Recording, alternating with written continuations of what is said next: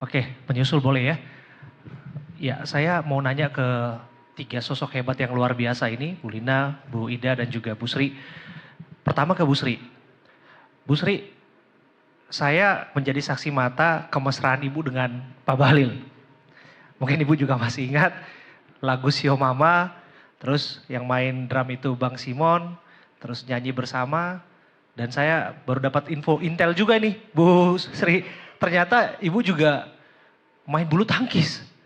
Badminton sama Bapak juga betul ya Kang ya? Ya tepuk tangan dulu dong, luar biasa. Hobi nyanyi sama-sama, badminton sama-sama. Mungkin cerita kepada kami Bu, bagaimana level relasi itu bisa bertahan seperti itu Bu? Ini kan luar biasa ya Bu, menurut saya sulit untuk mempertahankan konsistensi itu Bu. Di tengah sosok Pak Bahlil bukan yang seperti dulu lagi. Sekarang udah jadi orang nomor satu di Golkar, kemudian juga menjadi Menteri ESDM. Nah, mungkin juga di-spill dikit Bu. Ada nggak sih yang berubah dari Pak Bahlil dulu ketika belum jabat sebagai Menteri SDM dengan sekarang menjadi Menteri SDM, orang nomor satu di Partai Golkar dan kanda bagi seluruh dinda-dinda Indonesia, kira-kira gitu. Itu yang pertama. Ke Bu Ida. Bu Ida, ini tentu sosok Bu Ida ini sosok yang memberikan dorongan kuat, memberikan motivasi kuat bagi Pak Purbaya hari-hari ini Bu. Kami pasti punya pandangan terhadap kondisi ekonomi hari ini Bu, tentu. Tapi di balik itu semua Bu, curhatnya Pak Purbaya pasti beda yang di layar dengan yang di belakang layar. Nah kami ingin tahu itu Bu. Hari-hari ini gimana makannya Pak Purbaya ya, kemudian juga gimana keseharian Pak Purbaya. Bahkan kemarin saya sempat tanya tadi kan Bu, bahwa sempat menurun tuh katanya kesehatannya. Jadi saya berharap Pak Purbaya tetap baik-baik aja Bu ya, tetap semangat. Dan kami berharap Pak Menteri sebagai bendahara negara juga memberikan kebijakan-kebijakan terbaik lah untuk Republik ini hari-hari ini. Dan berkenan memberikan sedikit tanggapan tentang apa yang saya tanyakan Bu tadi. Tentang keseharian Pak Purbaya belakangan ini. Dan terakhir kepada Bu Lina ya. Izin Bu, tentu nggak mudah juga Bu mendampingi sosok Pak Preskom, Pak Nurdin Tambubolon ya Bu. Yang punya kesibukan yang luar biasa betul Bu. Punya bisnis dan juga keseharian yang tentu ya pasti sulit lah secara waktu Bu. Mungkin juga bisa cerita kepada kami Bu. Apa yang publik belum ketahui tentang sosok Pak Nurdin Tambubolon Bu.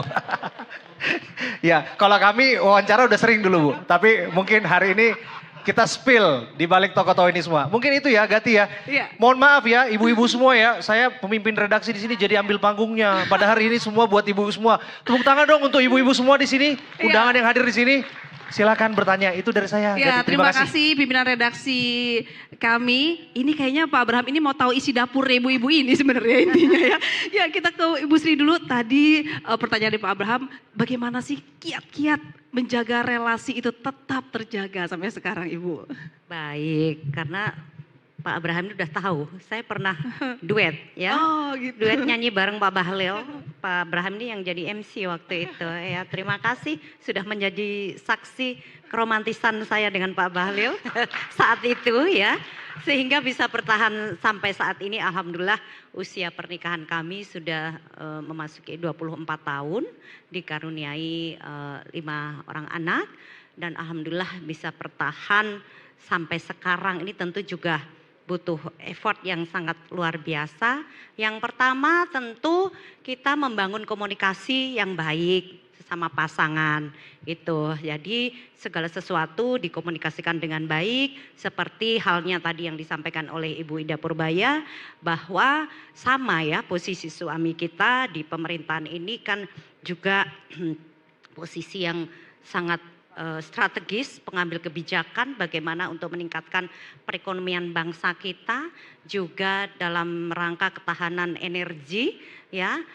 Akhir-akhir ini tentu suami saya Pak Bahlil di Kementerian SDM tentu menjadi sorotan juga, sorotan publik bahwa bagaimana tentang kondisi geopolitik kemarin dampaknya kepada kita semua. Alhamdulillah kita bisa melewati yang sudah dalam jangka waktu 1 bulan lebih ya. Ini tentu itu sama. Tadi Pak Purbaya, saya kan kantor juga, ternyata beliau berdua diskusi di kantor. Jadi Bapak kita berdua tadi juga di kantor SDM dan alhamdulillah kita dipertemukan di sini. Dan untuk membuka dapur kita sebagai pendamping Pak Menteri SDM dan juga Menteri Keuangan gitu ya. Ya pertama kalau saya memang harus bangun komunikasi yang baik. Seperti contoh kemarin saya itu baru pulang dari Sragen, Madiun, Semarang itu 4 hari. Dan saya berangkat itu Pak Bahlil masih di rumah di Jakarta. Besoknya berangkat ke Filipina dampingi Pak Presiden.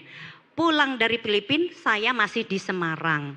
Itu. Jadi suami 2 hari dinas ke luar negeri, istri 4 hari dinas ke dalam negeri.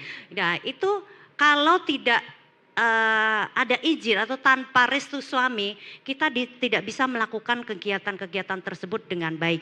Alhamdulillah saya bersama beberapa Ibu Seruni KMP dan juga Ibu Dharma Wanita Persatuan KSDM kita melakukan berbagai kegiatan di Madiun itu kita 1 hari bisa 6 titik.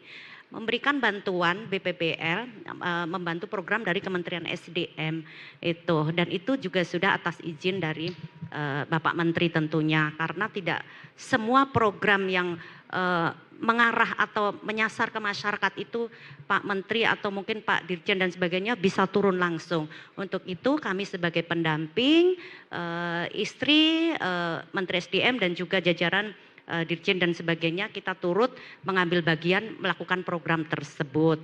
Itu komunikasi yang mungkin selama ini dilihat kita sebagai seorang istri Menteri SDM ini ngapain sih gitu ya. Jadi melakukan sosialisasi tentang program dari ini, sinergi dan kolaborasi dengan organisasi manapun itu. Jadi tanpa komunikasi yang baik kita bangun, kita tidak bisa menjalankan hal tersebut itu. Jadi pertama memang komunikasi dan juga saling memahami ya. Kalau suami kadang-kadang weekend pun pasti juga ada kegiatan tugas, kadang-kadang kita sudah agendakan dengan keluarga tapi ternyata tiba-tiba harus rapat gitu, sama dengan halnya Pak Menkyu pasti juga seperti itu, tapi kita harus memahami hal tersebut. Intinya komunikasi yang baik, saling memahami dan melakukan hal-hal yang positif. Terus banyak hal yang harus kita lakukan, diskusikan dengan suami kita.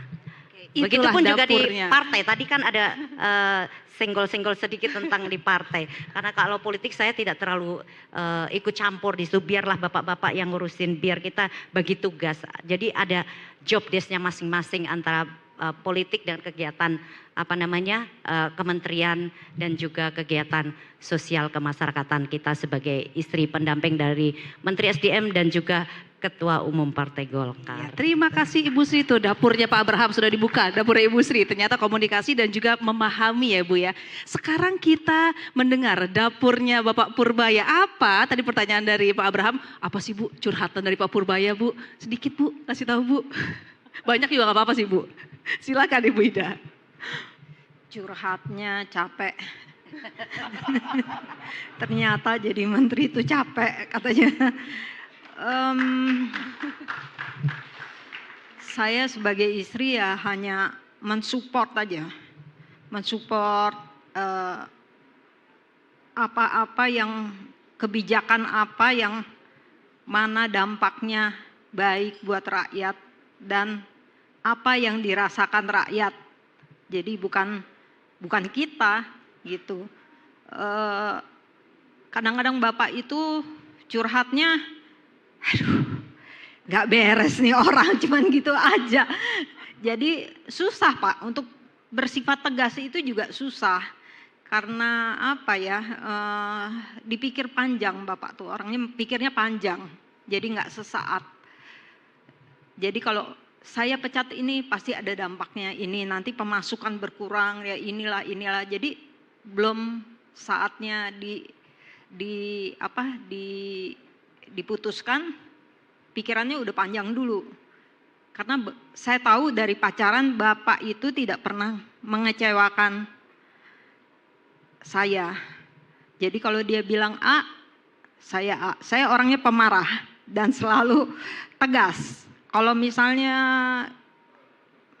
dia nggak sesuai sama mulutnya, saya suka marah. Kamu bilangnya begini, sekarang begini lagi. Jadi Bapak tuh sekarang udah harus memberikan kepercayaan ke masyarakat bahwa kalau dia bilang aman, itu memang aman, Pak.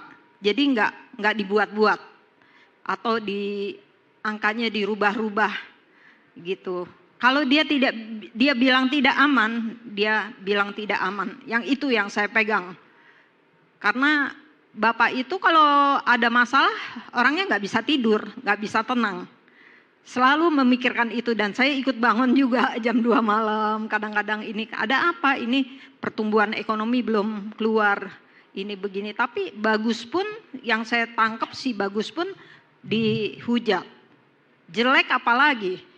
Jadi saya bilang udahlah pede aja. Yang penting kan nanti hasil akhir, saya bilang gitu. Ya curhatnya begitu aja, saya hanya bisa mensupport, mendoakan sama Tuhan.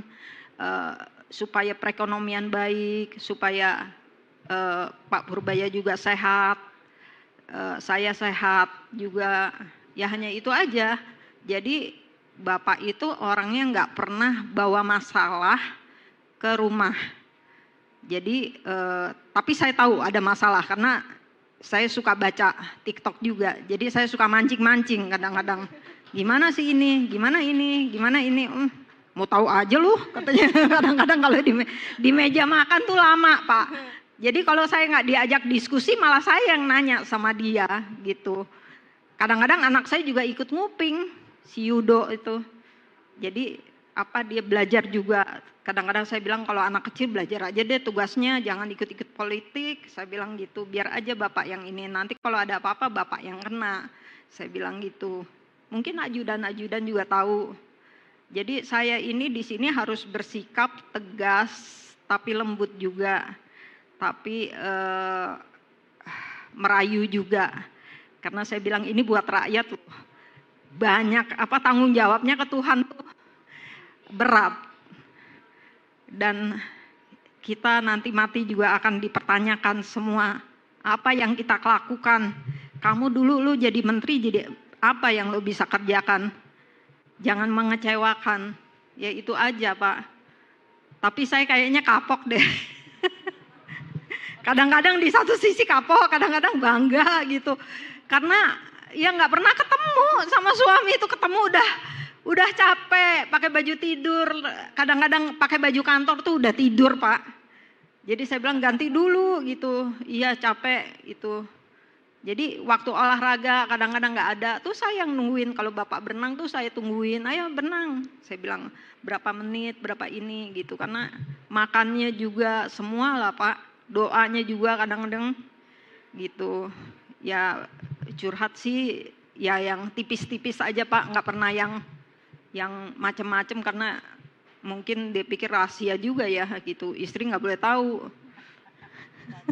Curhat tipis-tipis tapi itu hal yang penting gitu Bu untuk seorang istri ya. Iya, benar. Ya kita berikan tepuk tangan untuk Ibu Ida yang telah menjadi rumah bagi seorang Bapak Purbaya.